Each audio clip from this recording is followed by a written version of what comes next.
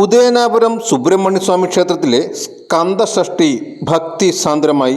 ഷഷ്ഠി ദർശനം നടത്തുവാൻ നിരവധി ഭക്തജനങ്ങളാണ് ക്ഷേത്രത്തിൽ എത്തിച്ചേർന്നത്. ഭക്തർക്ക് ദർശനം നടത്തുന്നതിനും വഴിപാടുകൾ നടത്തുന്നതിനുമായി പ്രത്യേക ക്രമീകരണങ്ങൾ തിരുവിതാംകൂർ ദേവസ്വം ബോർഡ് ഒരുക്കിയിരുന്നു.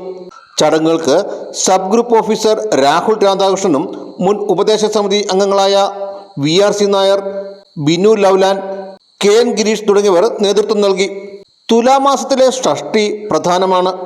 6 ഷഷ്ഠിവ്രതം നോക്കുന്നതിന് തുല്യമാണ് ഒരു സ്കന്ദഷഷ്ഠി ദർശനം നടത്തുന്നതെന്നും വിശ്വാസം. സർപ്പാകൃതി പൂണ്ട് അപ്രത്യക്ഷനായ സുബ്രഹ്മണ്യനെ സ്വരൂപത്തിൽ വീണ്ടു കിട്ടുവാൻ ശ്രീ പാർവതി ദേവി 108 വെളുത്തപക്ഷ ഷഷ്ഠിവ്രതം എടുത്ത് സാഫല്യം നേടിയതായി വിശ്വാസം. സുബ്രഹ്മണ്യ പ്രീതിക്കായി എടുക്കുന്ന സ്കന്ദഷഷ്ഠി വ്രതം ശ്രേയസ്കരമാണെന്ന് വിശ്വാസം.